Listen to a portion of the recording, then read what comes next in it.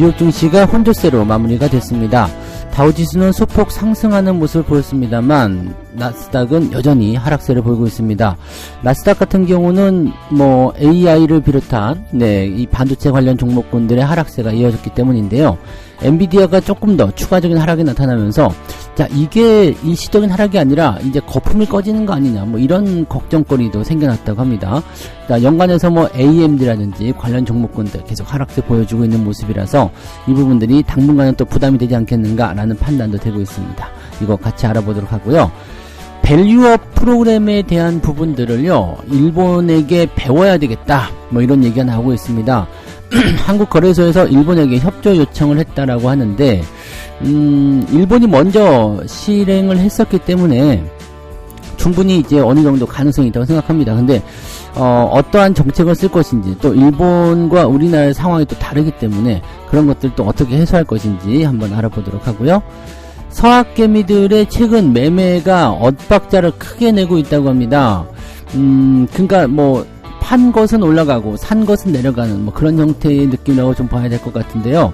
서학개미들이라는 부분들은 일단은 국장을 뒤로 하고 미국장 또는 해외 시장에 매수세를 보이는 부분들인데, 최근에 일본이라든지 또는 미국 쪽에서도 엔비디아 이런 것들 매수하신 분들이 조금 엇박자난 거 아니냐 이런 걱정을 하고 있다고 합니다. 같이 알아보도록 합니다.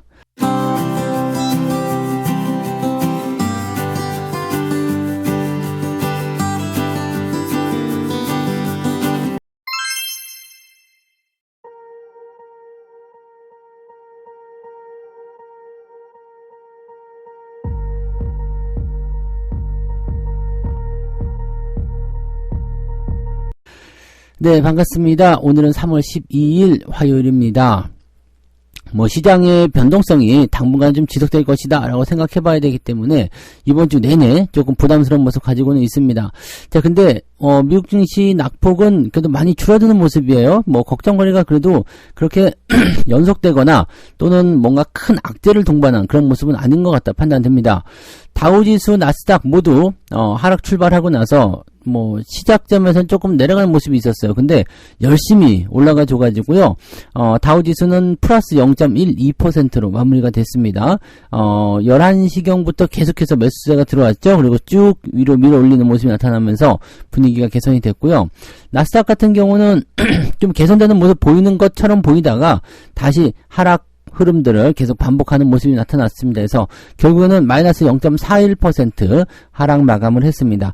근데 이 정도 포지션이면 그렇게까지 걱정스럽지도 않다라고 볼 수도 있을 것 같죠. 물론 상승에 대한 기대감도 조금 주춤거리는 모습이죠. 다우지수와 나스닥이나 모두 다 사상 최고가 현재 그 흐름을 유지하고 있기 때문에 약간의 조정 국면이 필요할 수도 있다라고 볼 수가 있겠죠. 이격을 많이 벌려놨어요. 그래서 그 이격을 좁히기 위한 조정, 단기적으로 들어오든 중기적으로 들어오든 어느 기간적인 부분에서 조정을 받을 필요성이 있다라는 식으로 우리가 판단이 되는 내용이 되는 겁니다. 그래서 지금 일단은 눈치를 봐야 되는 입장들은 이제 CPI 지표, 그 다음에 금리 인하가 언제까지 떨어지느냐 그런 부분일 것 같아요. 그래서 금리 인하에 대한 그런 기대감이라든지 이런 것들이 시장에 어떻게 반영이 되느냐, 그런 내용들을 통해서 전반적인 흐름들이 결정되지 않을까 생각합니다. 시간이 조금 더 필요하지 않을까 생각되는데요.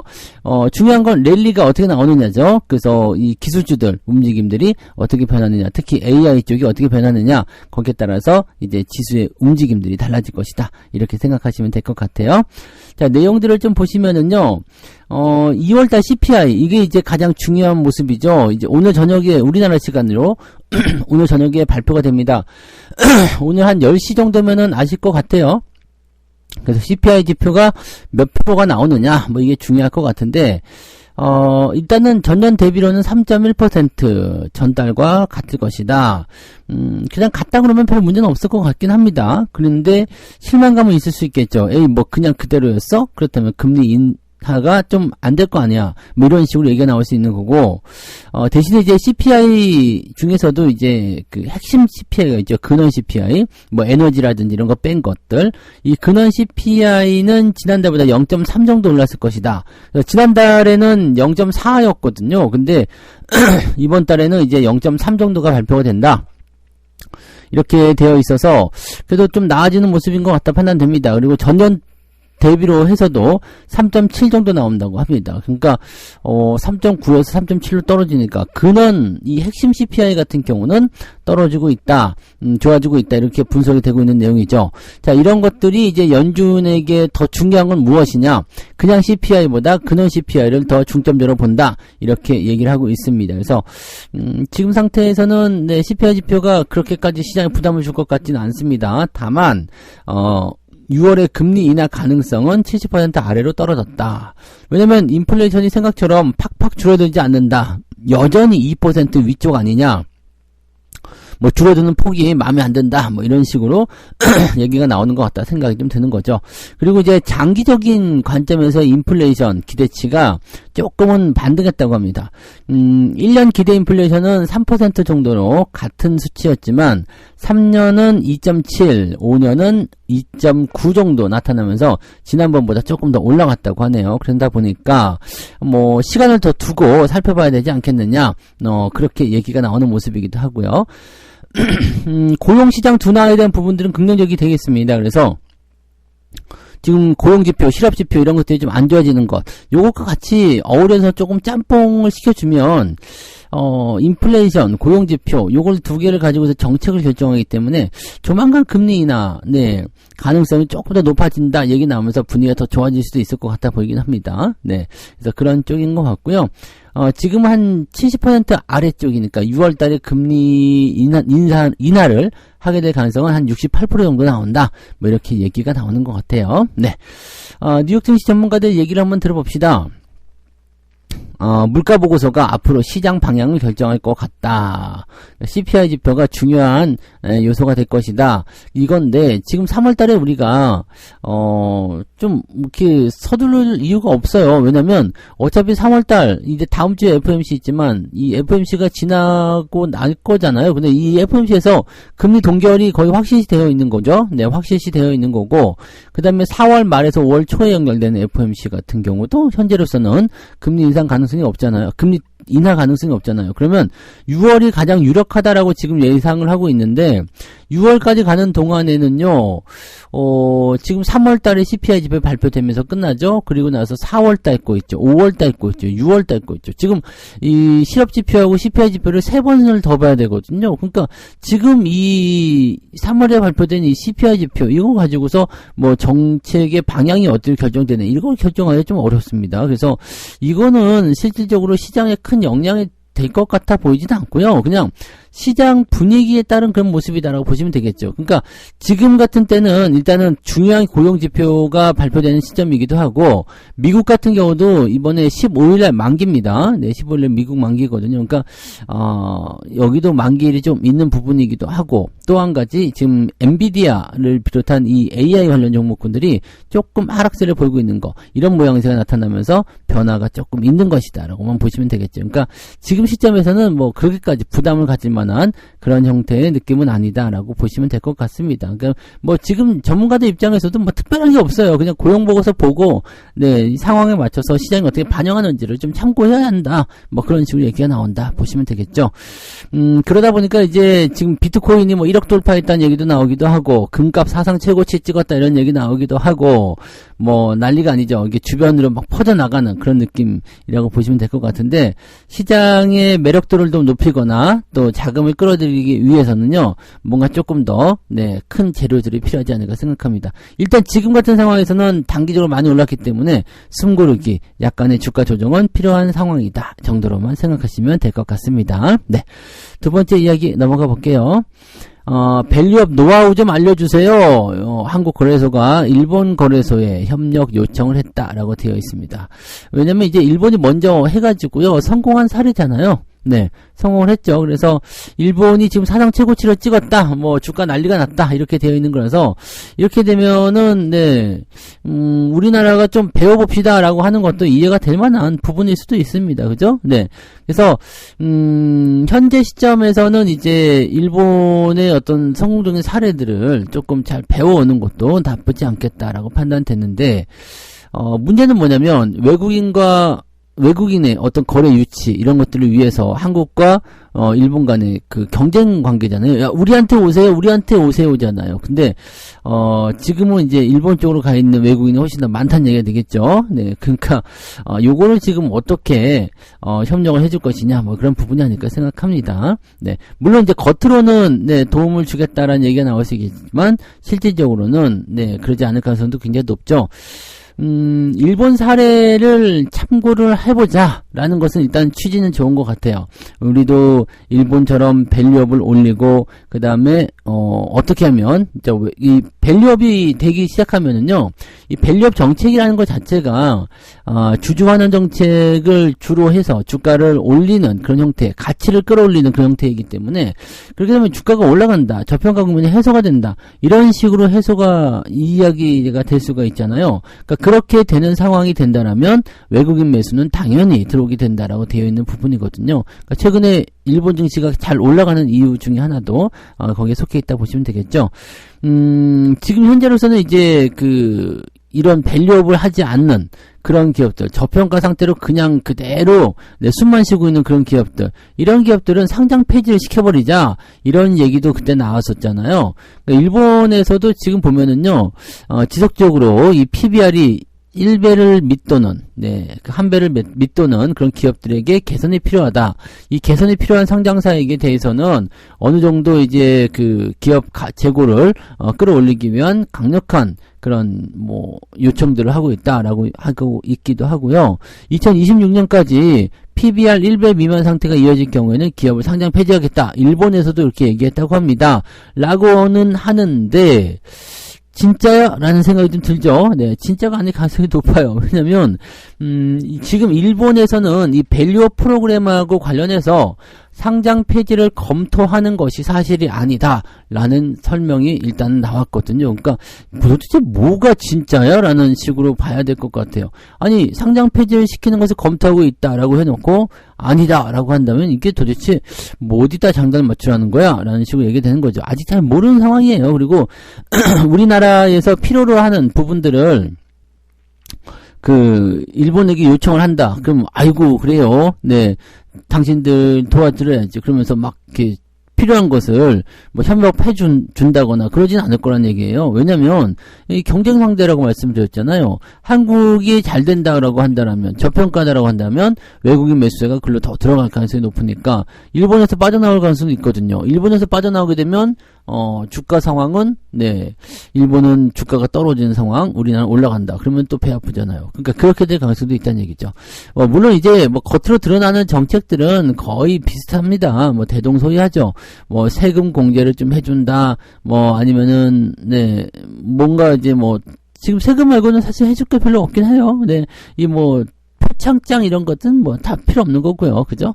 네, 그 다음에, 정책적으로 봤을 때는 이제 이렇게 우수한 기업들만 모아서 ETF, 이런 것들을 만들어서 또 새롭게 또 지수를 만든다든지, 또 상품을 개발한다든지, 이런 식으로 하는 것도, 어느 정도 효과는 있을 거라 생각하는 거죠. 그래서, 이 밸류업 프로그램에 대한 부분들은 사실적으로 좀 보면 좀 필요하긴 할 것 같아요. 그리고 지금 3월달 기업 간담회를 시작으로 해서 4월, 5월까지 계속 연결고리가 있기 때문에 일단은 어느 정도 조정이 나오더라도 이 밸류 프로그램에 해당되는 종목들 같은 경우는 당장은 매도하지 말고 좀 기다리는 게 어떻겠는가 생각이 듭니다. 조정이 나오더라도 기대감이 살아있다면 그 이상으로 다시 반등하게 되거든요. 그래서 그런 부분들을 참고하고 진행하시면 좋을 것 같아요.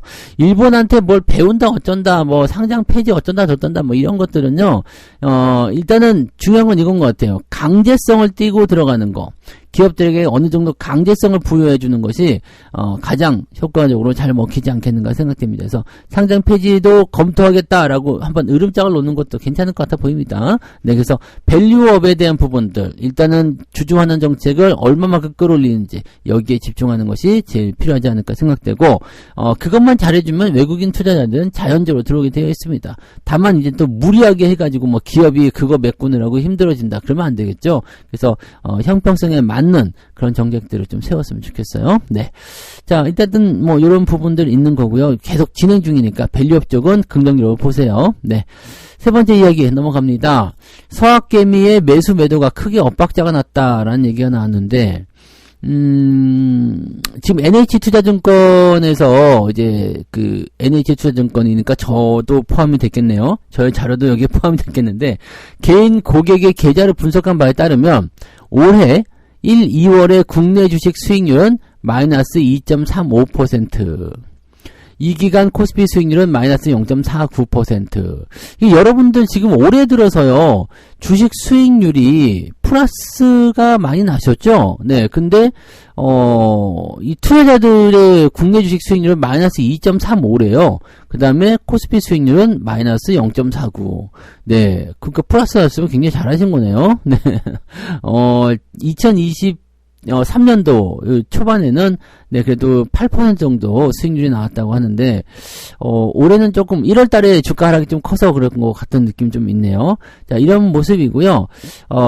계좌 전체를 가지고 집계를 해서 이렇게 나온 것 같은데 일단은 네 수익률은 해당 기간에 보유하거나 매도한 주식을 모두 포함해서 집계했다. 즉, 손절 매도한 종목은 손실로 잡았고, 수익 매도한 것은 수익으로 잡았고, 보유한 것 중에서도 이제 어떤 것은 수익이고 어떤 것은 손실인지, 이런 부분들을 데이터로 다 잡아가지고 했다라고 얘기가 나오는 거예요. 개인 고객이 가장 많이 순매수한 주식은 삼성전자다. 왜 못 가는지 알 것 같죠? 네, 올해 들어서 가장 많이 산 거. 어쩌면 저일 수도 있어요. 네.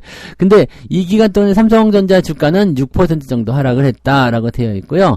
지난해에는 이제 가장 많이 팔아먹은 게 삼성전자. 이때도 저는 삼성전자를 샀겠지만, 네. 그때는 삼성전자가 9% 정도 상승했다라고 되어 있죠. 삼성전자 이어서 가장 많이 매수한 것은 네이버, 삼성 SDI, 두산로보틱스 되어 있는데, 하락폭은 전부 다 컸다라고 되어 있네요. 1월달에서 2월달까지 두산로보틱스는 무려 42%나 하락했고요. 네이버는 13%, 삼성 SDI도 최근에 올라가고 있는 모습이 좀 나타났지만 1, 2월로 집계해 본다면 무려 20%나 떨어졌다라고 얘기가 나옵니다. 국내 주식에 대한 부분들은 굉장히 재미가 없었을 것 같아요. 그러다 보니까 예라이 해외로 가자 해서 해외로 넘어가는 것 같은 느낌인데 해외 투자에서도 마찬가지라고 하네요. 자, 1, 2월 달에 개인은 해외 주식으로 무려 18.95% 수익을 냈었던 지난해와는 다르게요. 네, 올해는 수익률이 1.7%밖에 안 됐다라고 되어 있네요. 자, 지금 올해 들어서 2월까지 S&P 500 지수는 6.8% 상승했는데 너무한 거 아니냐, 너무 낮은 거 아니냐 이런 얘기가 나오고 있다고 합니다. 그러니까 국내 주식에서도 수익이 잘 안 났는데 해외에서도 수익이 안 나고 있다는 얘기가 되는 거죠. 해외에서 수익이 별로 안 좋았던 이유는 테슬라를 가장 많이 매수했기 때문이다 라는 식으로 얘기가 되어 있고요. 테슬라가 좀 많이 빠졌죠. 네, 그리고 엔비디아를 이제 두 번째로 많이 샀는데 중요한 거는 엔비디아의 수익률이 그다지 높지 않다라는 겁니다. 매수는 했는데 수익률이 높지 않아. 그럼 지금은 손실로 바뀌었을 가능성도 있어요. 자, 근데 이것을 보게 되면 그동안 엔비디아가 한 1월 올해만 60% 넘게 상승을 했는데 수익률이 얼마 안 됐다는 것은 주가가 다 올라간 다음에 매수가 들어갔던 거 아니겠느냐라는 식의 얘기가 나오는 거죠. 거기다 이제 꺾이는 상황이 된다면 부담이 되죠. 자, 테슬라를 가장 많이 보유했는데 이것도 손실이 났어. 이거 팔고 엔비디아 들어갔는데 이것도 고점인 것 같아. 지금 조정 들어가. 이렇게 되면 멘붕에 들어오게 되는 상황이 되는 거거든요. 그러니까 멘붕이 돼버리면은 일단은 밸런스가 붕괴가 돼요. 네.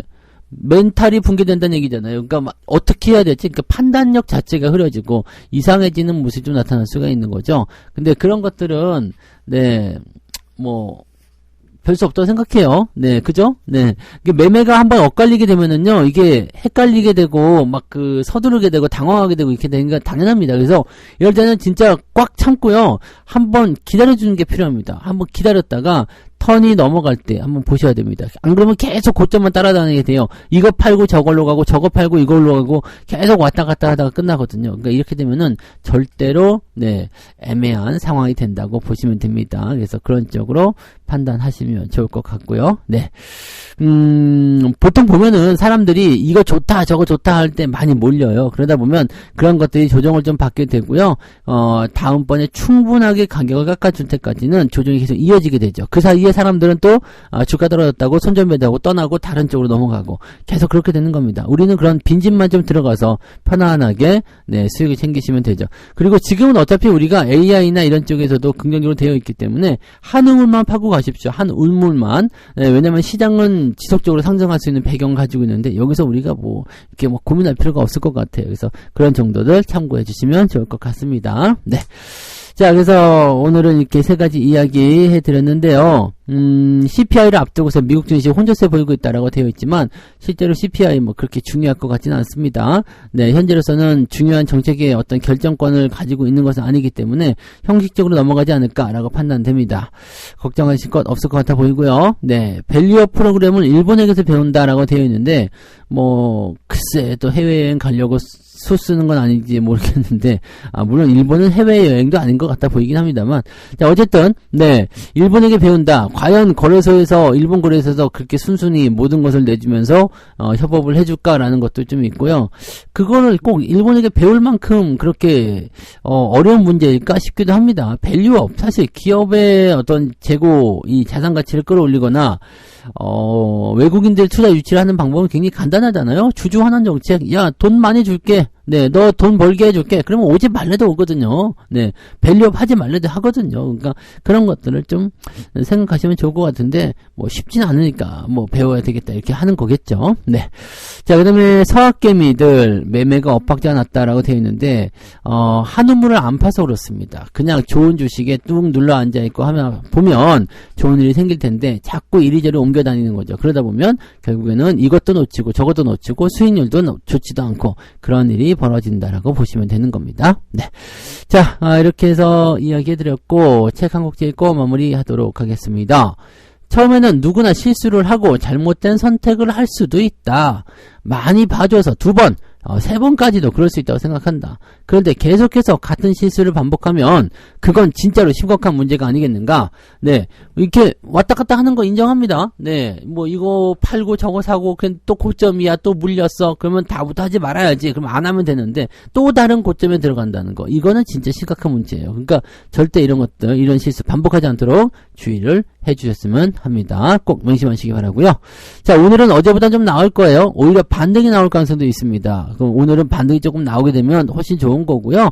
대신에 만기일까지는 큰 상승 기대하기는 어려워요. 그리고 만약에 좀 떨어져서 분위기가 형성된다라고 한다면 하단의 그 지지선은 낙폭은 크지 않을 것이다 판단하시고요. 오늘까지 내려서 끝나면 내일은 반등이 나올 수도 있다. 이런 식으로 생각하시는 것도 좋겠습니다. 계속적으로 만기 지날 때, 즉 이번 주 지나기 전까지는 계속 박스권의 흐름이다 라고만 보시는 게 일단은 맞을 거예요. 자, 오늘 저녁에 일단은 CPI 지표 발표되니까 큰 움직임보다는 관망하자가 우세할 수 있으니까 참고해서 대응하시기 바랍니다. 오늘도 화이팅 하시고요. 저는 장중시장 때 다시 올게요. 고맙습니다. 본 방송에서 제공되는 모든 정보는 투자 판단의 참고 자료이며 투자의 최종 책임은 본 방송을 이용하는 본인에게 있습니다.